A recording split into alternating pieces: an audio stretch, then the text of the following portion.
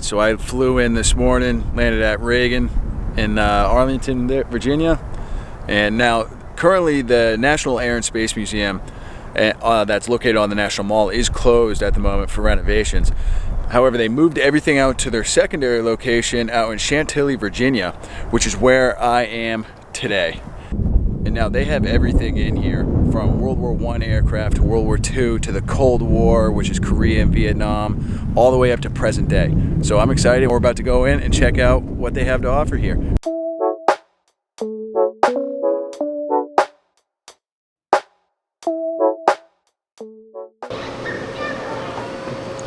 Just anywhere you go in here is planes, planes, planes, everywhere.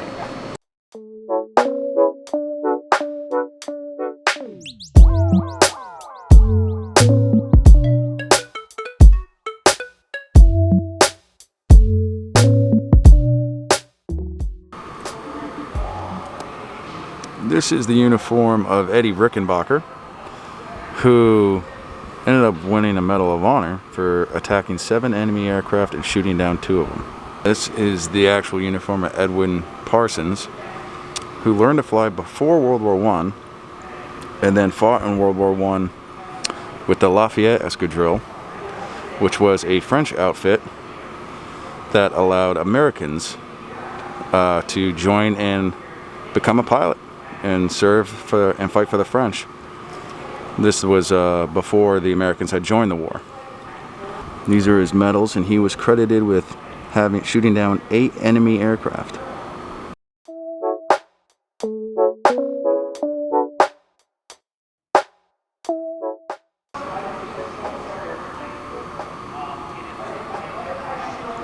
And that is legitimately the hull for this hydro airplane, first of its kind. And I'm thinking that had to be pretty calm seas in order for this thing to land smoothly. Now that is more my speed right there, my kind of style. So this is essentially the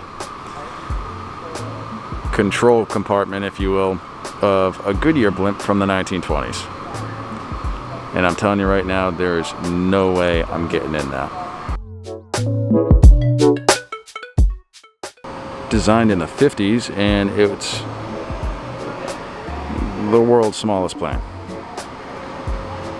And this bad boy could go up to 185 miles an hour.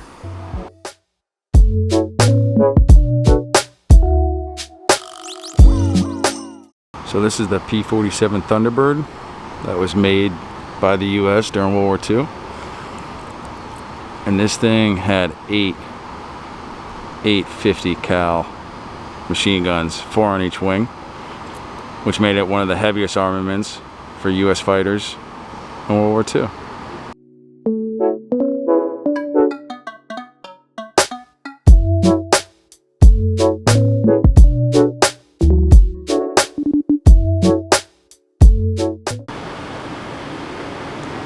This is a Curtiss Helldiver.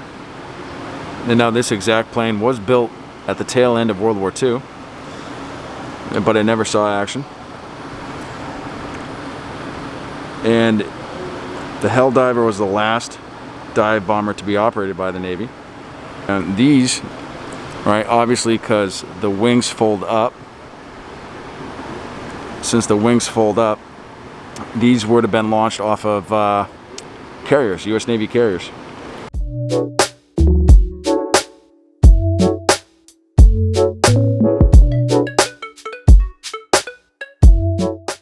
You know, just on a side note, I know it's not easy to tell, but all these rivets, I mean, it's incredible.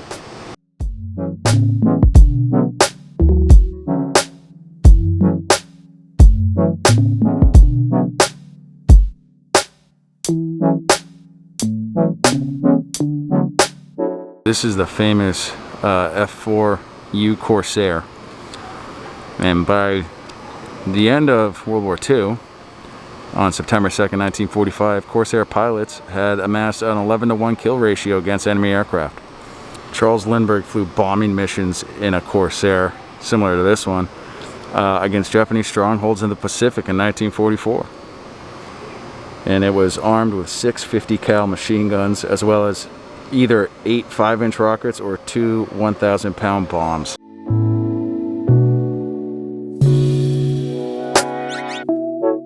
This is the P40 Kitty Hawk, which flew in World War II, and it also produced America's first ace of World War II, which was Lieutenant Boyd D. Wagner, who shot down 6 Japanese aircraft in the Philippines in late '41 in this aircraft.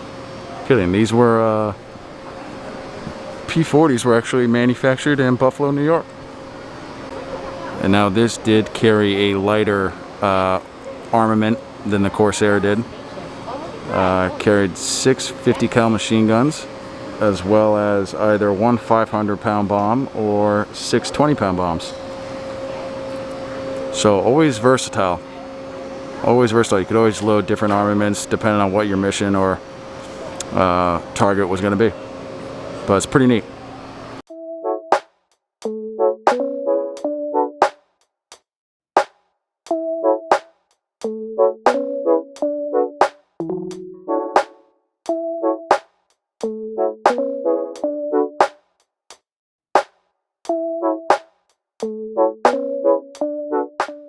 This is the Ar-234b Blitz.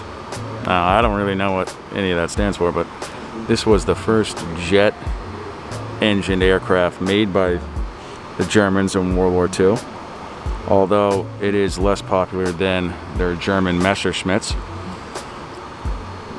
But these took,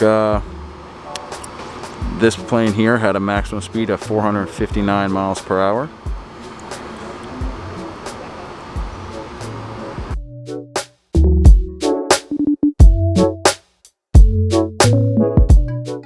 Jet engine aircraft in World War II, because they were so cutting edge and so elite, it was very hard for standard any standard Allied response aircraft to keep up with them. They're just too fast. This is the Focke-Wulf FW-190, which is a German aircraft that they made in 1941, and it was the only German single-seat fighter, and it was the only fighter of the war for the Germans that had electrically operated landing gear and flaps. This was the Germans' bread and butter aircraft to defend against Allied daylight bombing raids.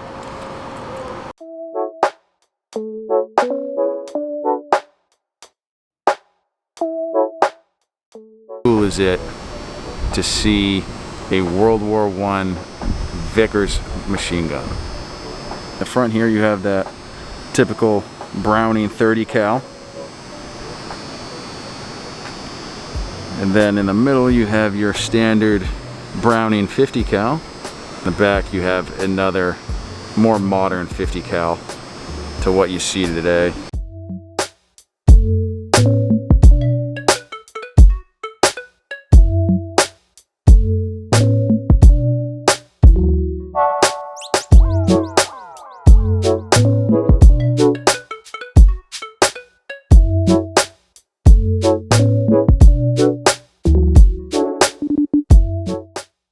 I love the old school circular magazine that sat on top of the weapon. That's crazy.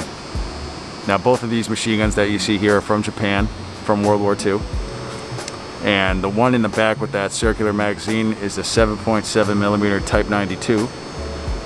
And it was gas operated and used those, what I call circular magazines, 47 or 97 rounds. The weapon here in front would have been a Type 89, 7.7 millimeter.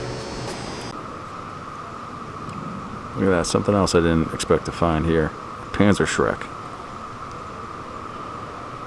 These were the Germans' go-to weaponry for anti-tank. That is neat. Too cool. That is a Mighty Mouse missile. Now this missile here is really used as an air-to-air missile, and just one hit from one of these can destroy an entire enemy fighter plane. Don't let the size fool you. So this here is a Sidewinder Missile, and it became the first heat-seeking guided missile to become operational, and it's arguably the most successful. And it's seen extensive combat use pretty much since Vietnam. Now, in World War I, some military aircraft did have radios for air-to-ground communication, but it was very primitive. By the time World War II came around, radios were far more advanced. To be able to communicate with other aircraft on bombing runs or dogfights or for general reconnaissance raises the chances of victory in the air. Even with these advancements, however, the men in the flying fortresses and fighter pilots still paid a high price in the air war during World War II. Just another thing I didn't expect to see here. Pretty neat.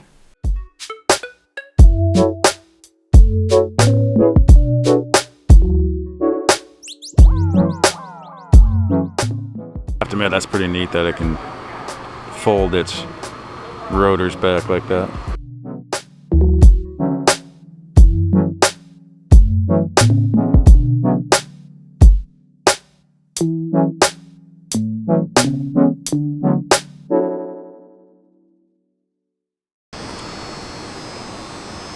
So this is a Sikorsky HO5S-1 helicopter, which saw service really in the final year of the Korean War as a medevac bird to get wounded Marines off the battlefield into a hospital level type of care that they required pretty rapidly.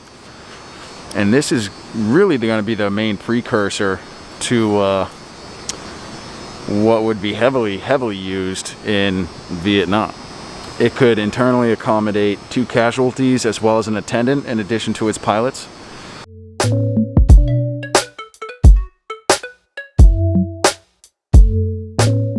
This is the Breitling Orbiter 3 Gondola.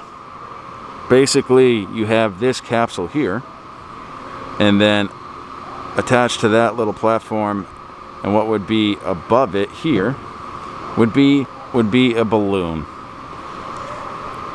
2 guys lifted off from Switzerland in 1999, and they ended up landing in the Egyptian desert, having flown non-stop around the world in a balloon.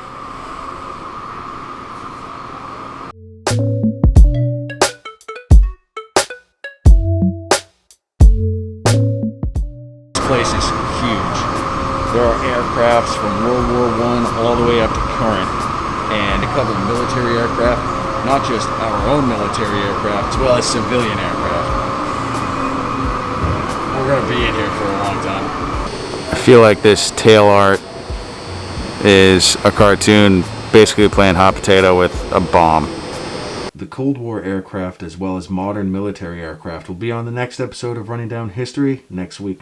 Please remember to give the episode a like and subscribe to the channel because it really helps the channel out.